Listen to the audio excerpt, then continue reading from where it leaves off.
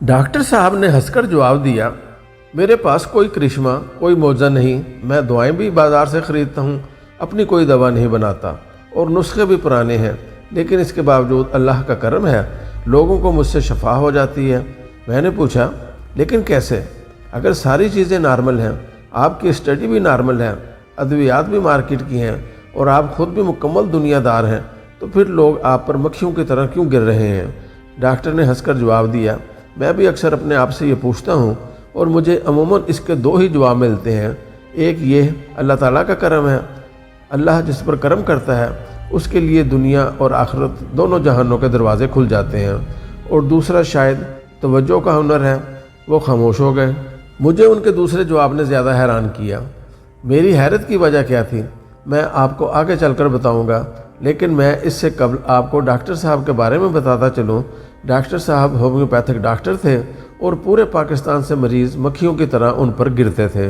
Clinic एक बड़े हाल पर मुश्तमिल था। मरीज़ लाइनों में लगकर कुर्सियों पर बैठ जाते थे। डॉक्टर साहब रिवॉल्विंग चेयर पर बैठ जाते थे, पाँव से कुर्सी खींचकर एक मरीज़ के सामने आते थे, अपना कान मरीज़ के मुंह के साथ लगा देते थे। मरीज़ अपना मसला बयान करता था। डॉक्टर साहब दवाई लिखकर कागज़ अपने असिस्टेंट को दे देते थे। मरीज़ से फ़ीस लेकर रकम दूसरे असिस्टेंट के हवाले करते थे और फिर कुर्सी खिसकाकर दूसरे मरीज़ के सामने पहुंच जाते थे। वो इस तरह पूरे हाल का चक्कर लगाते थे और ये चक्कर सिर्फ एक नहीं होता था, डॉक्टर साहब को 10-10 मरतबा पूरे हाल का चक्कर लगाना पड़ता था। मुझे मेरे एक बुज़ुर्ग दोस्त इनके पास ले गए थे। मैंने भी ये मंजर देखा तो मुतासिर हुए बगैर ना रह सका। हम सारा दिन डॉक्टर साहब के साथ रहे। वो शाम को फारिग हुए तो हमने उनके साथ चाय पी। मैंने चाय के दौरान डॉक्टर साहब से कामयाबी का फार्मूला पूछा और उनके साथ गुफ्तगू शुरू हो गई, और ये गुफ्तगू तवज्जो पर आकर रुक गई। डॉक्टर साहब का कहना था, मुझ पर अल्लाह ताला का ख़ास करम है, उसने मेरा पर्दा रखा हुआ है। दूसरा, मैं मरीज़ों की बात तवज्जो से सुनता हूँ। मैं कुर्सी खिसकाकर मरीज़ के करीब पहुँचता हूँ और पूरी तवज्जो से उसकी बात सुनता हूँ।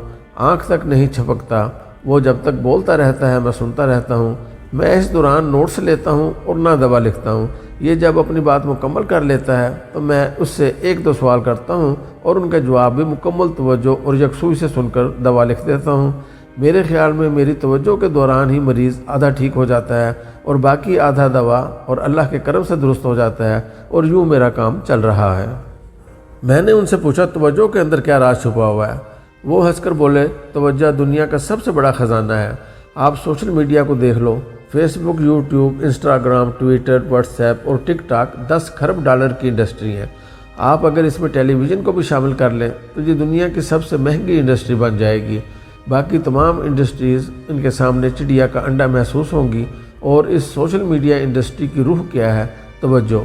ये पूरी इंडस्ट्री सिर्फ तवज्जो से चल रही है। इसका एल्गोरिथम 24 घंटे नाजरीन की तवज्जो तलाश करता रहता है। फेसबुक अगर देखने वालों की तवज्जो खींचने में कामयाब हो जाती है तो ये नंबर 1 हो जाती है, और अगर लोग टिकटॉक में गुम हो जाते हैं तो ये अरबों डॉलर कमा लेती है, और अगर इंस्टाग्राम लोगों की तवज्जो हासिल कर लेती है तो उसका रेवेन्यू बढ़ जाता है। टेलीविज़न की इंडस्ट्री भी पागलों की तरह तवज्जो के पीछे दौड़ रही है। जिस स्क्रीन को ज़्यादा लोग देख रहे हैं उसकी वैल्यू में इजाफा हो जाता है, और जिसको कम देखा जाता है वो रेस से आउट हो जाता है। आप इसको भी छोड़ें, आप अल्लाह ताला को ले लें। हम खुदा से क्या मांगते हैं? हम उसकी तवज्जो डिमांड करते हैं, और इस तवज्जो के लिए हम रोज़ाना नमाज भी पढ़ते हैं, तस्बीह भी करते हैं, रोज़े भी रखते हैं, हज भी अदा करते हैं और ज़कात भी देते हैं। हम खुदा की तवज्जो के लिए हज़ार नफल पढ़ते हैं और नेकी के काम भी करते हैं। हमारी इन इबादत और इन रियासतों का मकसद क्या होता है? सिर्फ तवज्जो इलाही। अल्लाह ताला हमारी तरफ मतवज्जो हो जाए और हमारा बेड़ा पार हो जाए। तवज्जो इतनी कीमती होती है। आप इसको भी छोड़ दें, हम रोज़ सज धज कर घर से क्यों निकलते हैं? स्टूडेंट क्लासरूम में टीचर की तवज्जो हासिल करने के लिए क्या क्या नहीं करते। लड़कियां लड़कों की तवज्जो हासिल करने के लिए क्या क्या बंदोबस्त करती हैं, और लड़के भी लड़कियों को मुतवज्जो करने के लिए क्या क्या नहीं करते। मातहत अपने बॉस को खुश करने के लिए क्या नहीं करते, और बॉस अपने बॉस की तवज्जो के लिए किस किस मरहले से नहीं गुजरते। सियासतदान अवाम की तवज्जो के लिए क्या क्या पापड़ नहीं पेलते, और हत्ता के बेचारे पालतू जानवरों को भी अपने मालिक की तवज्जो के लिए क्या क्या नहीं करना पड़ता। फिल्म साज़ों, मौसीकारों, गुलकारों, अदाकारों, सदाकारों, لکھاریوں اور مصور بیچاروں کو بھی توجہ کے لیے کیا کیا دکھ نہیں سہنا پڑتا۔ آپ ایڈورٹائزنگ کی انڈسٹری بھی دیکھ لیں، اس میں بھی لوگوں کی توجہ کے لیے کیا کیا نہیں کیا جاتا۔ لہٰذا اگر کہا جائے کہ دنیا میں جو بھی ہے وہ سب توجہ کا کھیل ہے تو یہ غلط نہیں ہوگا، اور میں اپنے مریضوں کو دنیا کی یہ قیمتی ترین چیز دیتا ہوں۔ میں ان کی داستان، ان کا دکھ پوری توجہ سے سنتا ہوں، چنانچہ یہ ٹھیک ہو جاتے ہیں، ان کا درد اور بیماری کم ہو جاتی ہے۔ ڈاکٹر صاحب خاموش ہو گئے اور میں حیرت سے ان کی طرف دیکھنے لگا۔ وہ تھوڑی دیر رک کر بولے، آپ نے شاید یہ بات نوٹ نہیں کی، میں اپنے کلینک میں کسی شخص کو موبائل فون استعمال نہیں کرنے دیتا۔ اول مریض یہاں موبائل فون نہیں لا سکتے، اور اگر لے آئیں تو پھر یہ اسے آف کر کے جیب میں رکھتے ہیں یا پھر بیگ کے اندر۔ میں کسی شخص کو موبائل فون ہاتھ میں بھی نہیں اٹھانے دیتا۔ میں اپنا فون بھی صبح 8 سے 9، شام 5 سے 6 اور رات 9 سے 10 بجے دیکھتا ہوں، یعنی 24 گھنٹوں میں صرف 3 گھنٹے۔ میں اس کے علاوہ موبائل فون استعمال نہیں کرتا۔ میں ان 3 گھنٹوں میں لوگوں کو رنگ بیک بھی کرتا ہوں، ان کے پیغامات کا جواب بھی دیتا ہوں اور دنیا بھر کی معلومات بھی اکٹھی کر لیتا ہوں۔ ان 3 گھنٹوں کے علاوہ میری زندگی میں موبائل فون کی کوئی گنجائش نہیں، اور آپ کو میرے اسٹاف کے پاس بھی موبائل فون نظر نہیں آئے گا۔ یہ صبح دفتر آ کر موبائل بند کر دیتے ہیں اور واپسی پر آن کر لیتے ہیں۔ یہ دن میں کسی بھی وقت موبائل فون نہیں کھول سکتے۔ ہمارے اس فارمولے کی وجہ سے بھی کلینک میں توجہ کا لیول بہت ہائی ہے۔ مریض بھی یکسوئی سے بات کر سکتا ہے، میں بھی توجہ کے ساتھ اس کا مسئلہ سن سکتا ہوں، اور میرا اسٹاف بھی اسے صحیح دوا دے دیتا ہے، جبکہ دوسرے کلینکس میں ڈاکٹر بھی فون پر مصروف ہوتے ہیں۔ مریض کے فون کی گھنٹی بھی بجتی رہتی ہے، اور کمپاؤنڈر اور نرسنگ اسٹاف بھی دوا پر توجہ دینے کی بجائے فون پر لگے ہوتے ہیں۔ نتیجتاً مریضوں کو غلط ٹیکے لگ جاتے ہیں اور یہ تڑپ تڑپ کر جان دے دیتے ہیں۔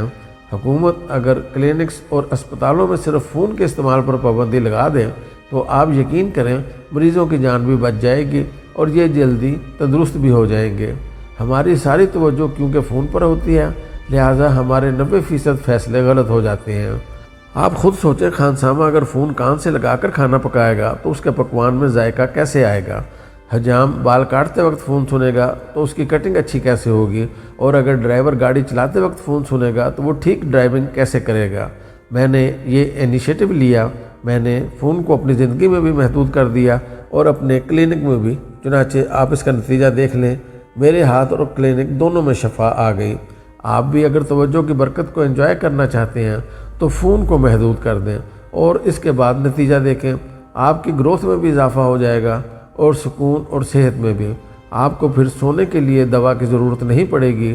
دوسرا، آپ دوسروں کی بات توجہ سے سنا کریں، آپ کو زندگی میں کسی استاد یا یونیورسٹی کی ضرورت نہیں رہے گی۔ توجہ دنیا کا سب سے بڑا اثاثہ، سب سے بڑا خزانہ ہے۔ آپ اسے استعمال کریں اور پھر اس معجزے کا رزلٹ دیکھیں، آپ حیران رہ جائیں گے۔